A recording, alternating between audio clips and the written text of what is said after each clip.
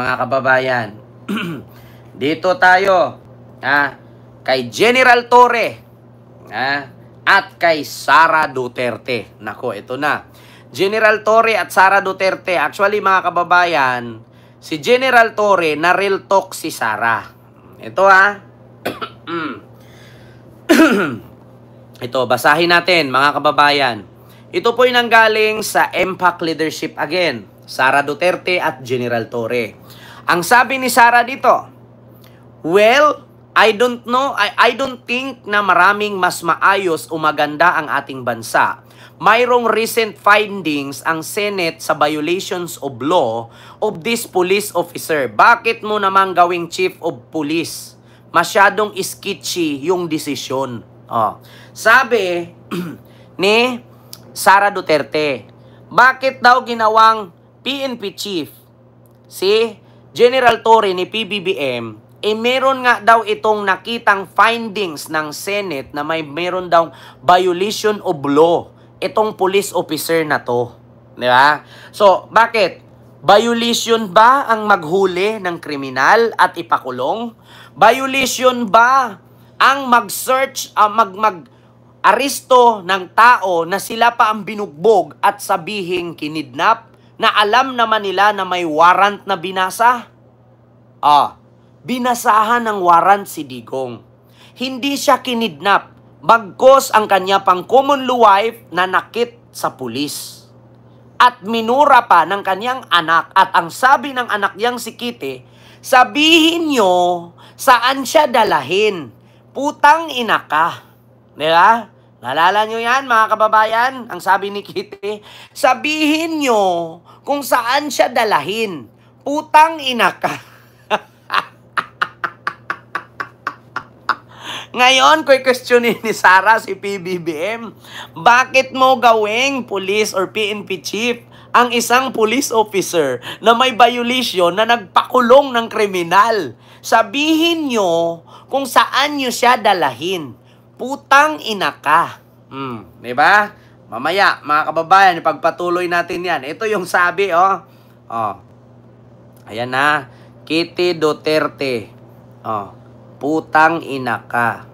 Ito Sabi ni Kitty yan. Ayan.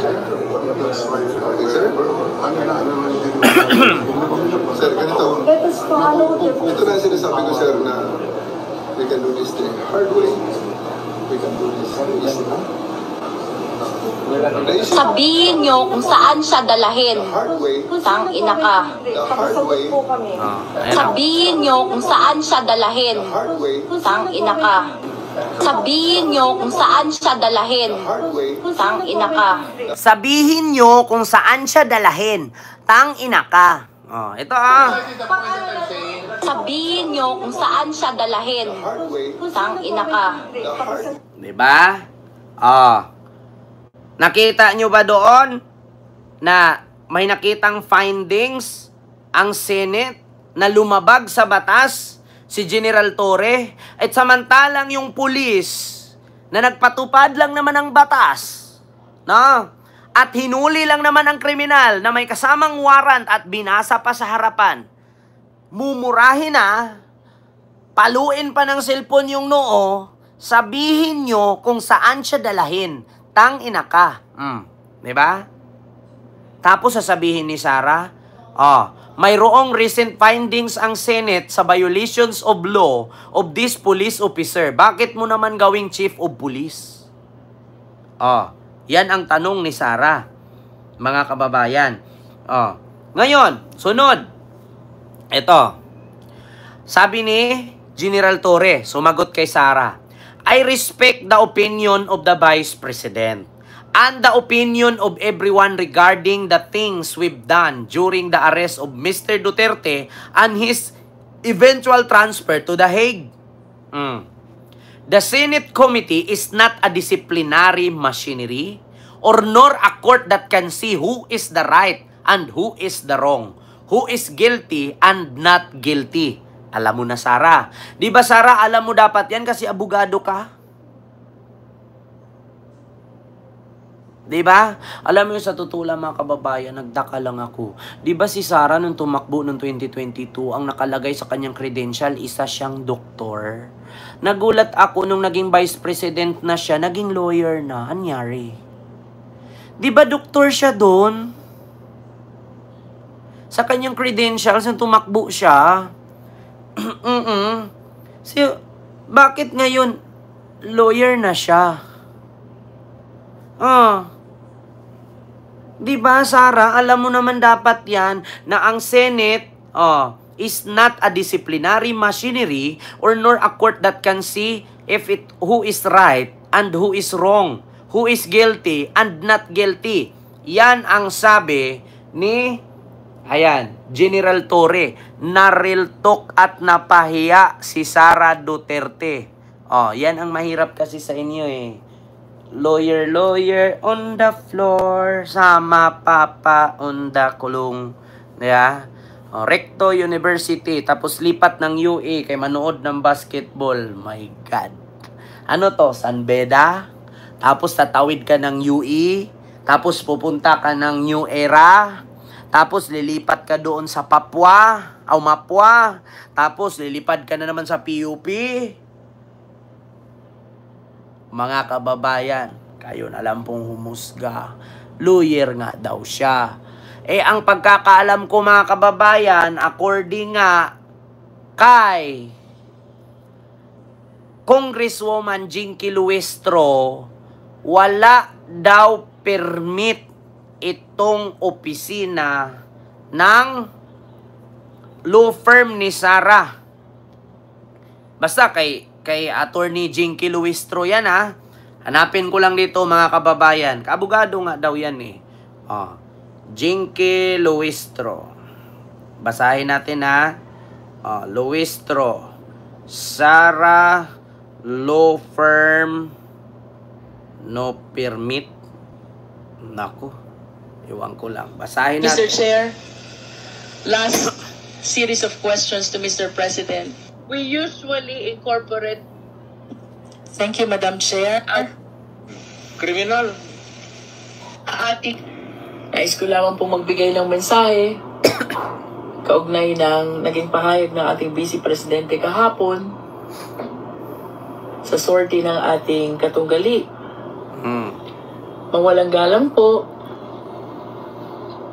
hindi po buwaya ang Congresswoman ng Batangas 2nd District.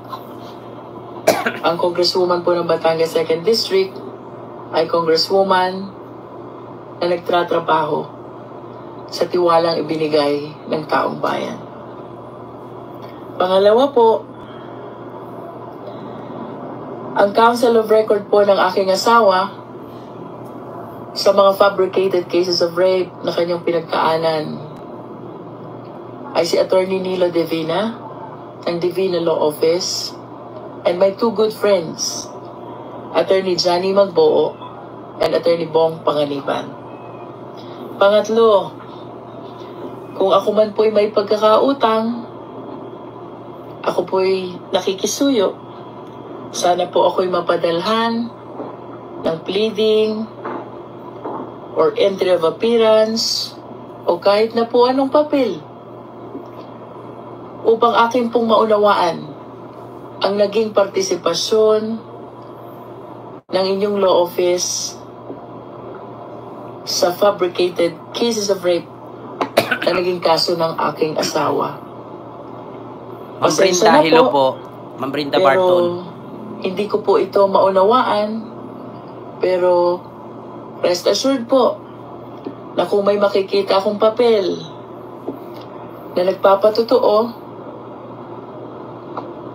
na naging bahagi po ang inyong law firm or law office sa mga kasong nabanggit, pagsisikapan ko po na bayaran ang sinasabi niyong utang. Hindi ko lang po maintindihan, siyam na milyon daw po yun. Kung wala namang entry of appearance, wala ding pleading, para pong ang hirap maintindihan kung saan nanggaling ang siyam na milyon na pagkakautang. Ito pong aking pagsagot ay hindi po para sa aking sarili. Ako po'y sumasagot sa mga naging pahayag ng Vice Presidente kahapon dahil obligasyon ko po na alagaan ang dangal ng aking mga kababayan. Mirian, hello po. Dito sa Batangas 2nd District. Sana po ako'y inyong maunawaan. Fake news, di ba? 9 million daw ang utang ni Jinky Luistro. Ngayon, tinanong ni Jinky, totoo ba na may utang ako? Hindi ko nga alam na may koneksyon yung law firm nyo sa kaso ng asawa ko. Ba't ako nagkakautang sa inyo? Ayan, Ma'am Brenda Barton, hello po. At sa lahat po na nandiyan, mga kababayan, Ma'am Kian, Ma'am Miriam Suzuki, Ma'am Lily Tunini, Sir Jeffrey Tison, ayan, Sir Kenry, ayan, di ba? Kaya hindi nanalo si Sara dun yung manok niya. Wala. So yun mga kababayan, klarong-klaro po Sabi ni General Torre kay Sara, dapat alam mo yan, Sara, kasi abogado ka. Ang Senate Committee is not a disciplinary machinery nor a court that can see who is right and who is wrong, who is guilty and not guilty. Di ba? So, anong pakialam? Ang Senado kasi hindi yan pwedeng magkaso, sila lang maglilitis. Pero kung may kaso man, si PNP Chief, General Torre, di sana hindi siya iprinumot ni PBBM. Nako, sabihin mo lang kasi, Sara, si General Torre ang dadampot sa'yo. Yan na nga Narilto ka na nga, napahiya ka pa. So yun lang mga kababayan. Dito tayo, panghuli, sa ating pag-uusapan. Dito na, mga kababayan. Klarong-klaro mga kababayan na talagang fake news talaga si Sara. Diyos ay ko, Mario po. So ito mga kababayan, yung panghuli natin pag-uusapan, bato, itaga mo sa bato, bistado ka. Bato admits authorship of Senate resolution, junking Vice President Sara, impeachment. Ito po mga kababayan, noong una, pinapakalat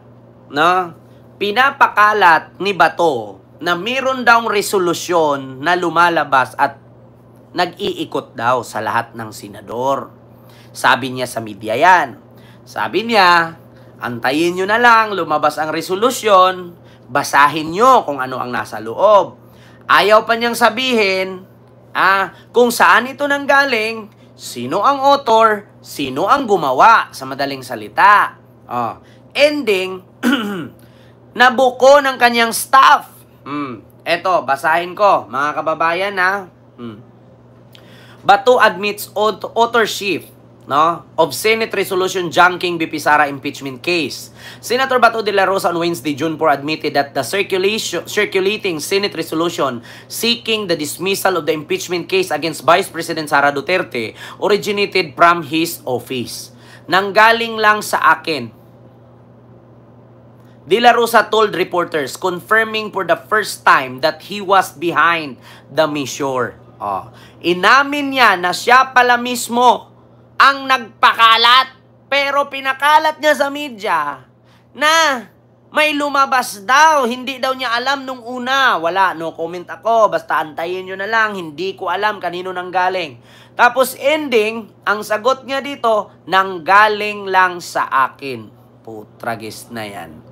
The resolution titled Resolution Declaring the De facto Dismissal of the Impeachment Case against Vice President Sara Duterte Shimmerman Duterte by operation of the 1987 Constitution argues that the Senate failure to act of an article of impeachment within 100 days of transmittal effective nullifies the case. Ito mga kababayan,